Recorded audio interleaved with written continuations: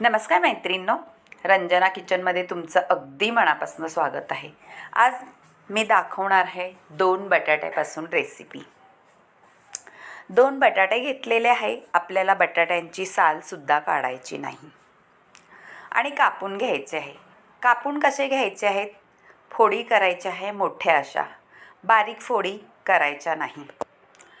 बटाटा साले सकट खायचा आहे। अगदी भारी लागतो ह्या रेसिपीमध्ये, साल न काढता बटाटा। आता बटाटा कापून झालेला आहे, आपण थंड पाण्यामध्ये ठेवून द्यायचा, म्हणजे तो काळा पडणार नाही। आता थंड पाण्यामध्ये ठेवून घेतलेला आहे। आता वाटण करायचं आहे। जिरं घेतलेलं आहे अर्धा चमचा आणि शेंगदाणे भाजून घेतलेले आहेत अर्धी वाटी। कोथिंबीर आहे, हिरवी मिरची आणि लसणाचा कांदा। जास्त काही वाटण नाही, एवढ्या वाटणामध्ये छान 2 बटाट्याचे पासून रेसिपी अगदी भारी होणार आहे। बारीक वाटून घ्यायचं आहे एकदम आपल्याला, मध्यम असं, मोठं मोठं अजिबात ठेवायचं नाही। आता आपण कढई ठेवून घेणार आहे आणि 2 चमचे तेल घालणार आहे। पहा, आता जिरी आणि मोहरी तडतडायला लागली का त्याच्यामध्ये आपल्याला हिंग घालायचं आहे। आणि मैत्रिणींनो, ह्या रेसिपीमध्ये आपल्याला घालायचं आहे ओवा। ओव्याने काय होतं, स्वाद तर चांगला येतो, पण आपल्या बटाट्याची रेसिपी आहे म्हणून आपल्याला बाधणारसुद्धा नाही बटाटा असा, म्हणून ओवा घालून घ्यायचा आहे। ओवा झालेला आहे।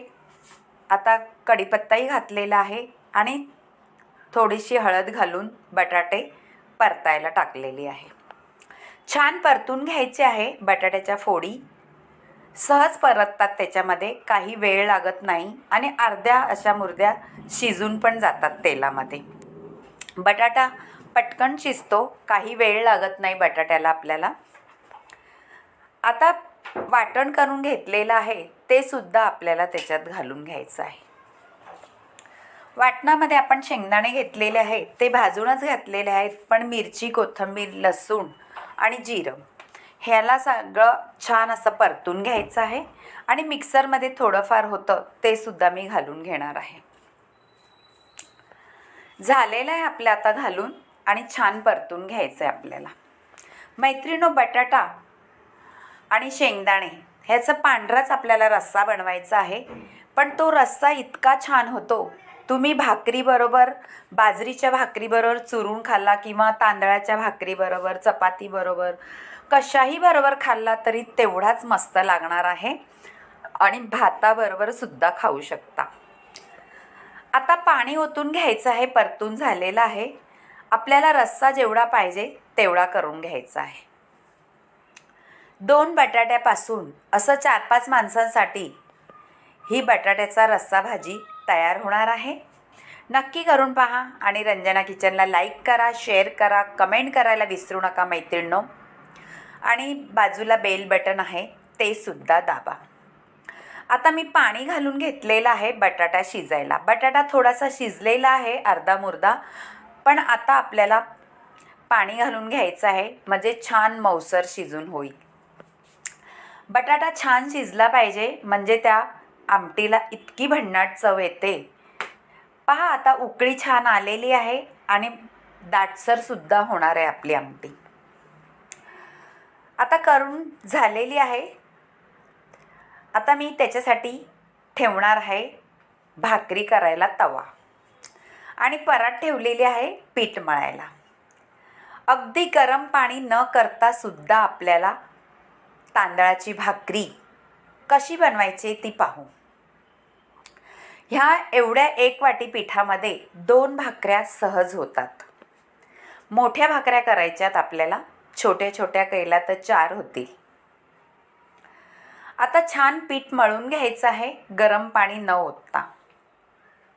थोडं थोडं पाणी घ्यायचं आहे, एकदम पाणी ओतायचं नाही, नाहीतर आपलं पीठ पातळ होईल, म्हणजे भाकरी थापता येणार नाही।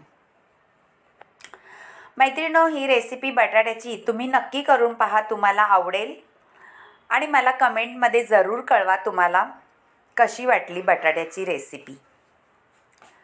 त्याच्याबरोबर भाकरीसुद्धा खायला मी दाखवणार आहे.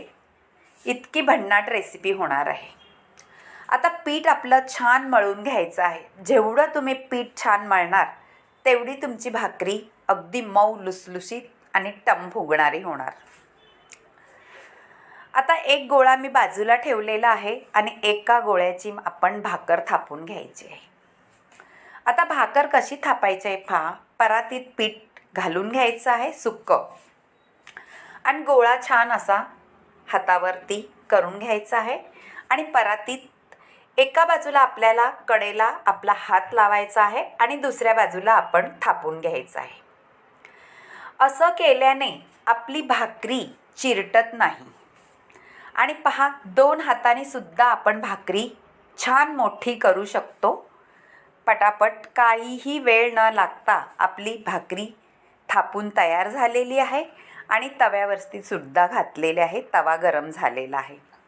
आता खालून आपल्याला पीठ लागलेलं असतं म्हणून त्याला आपण पाणी लावून घ्यायचं आहे.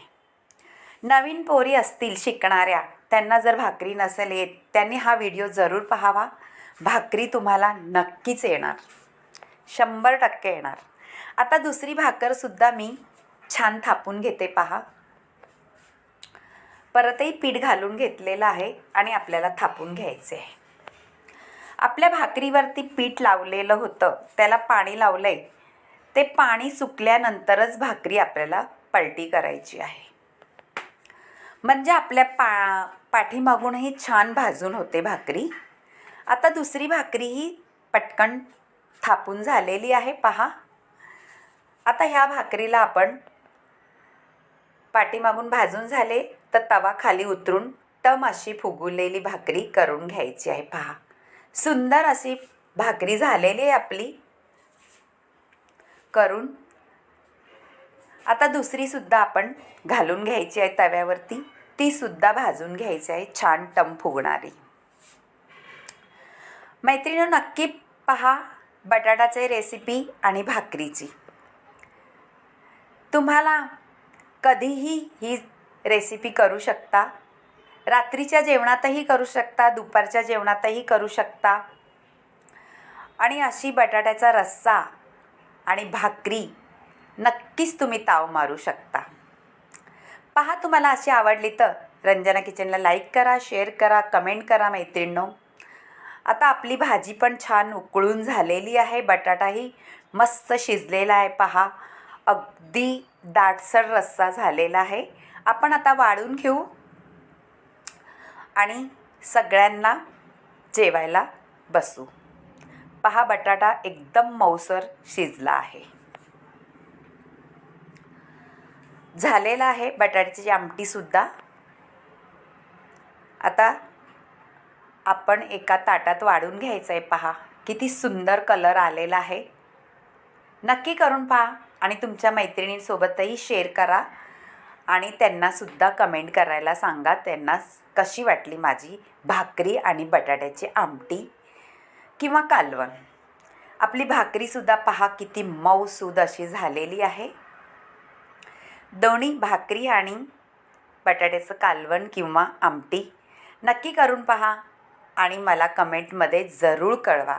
आता मी मस्त ताट सजवून घेतलेलं आहे. भात, चटणी, आमटी आणि बटाट्याचं कालवण आणि भाकरी. नक्की करून पहा. बाय मैत्रिणींनो. आता भेटूया अशाच काही नवीन रेसिपीमध्ये.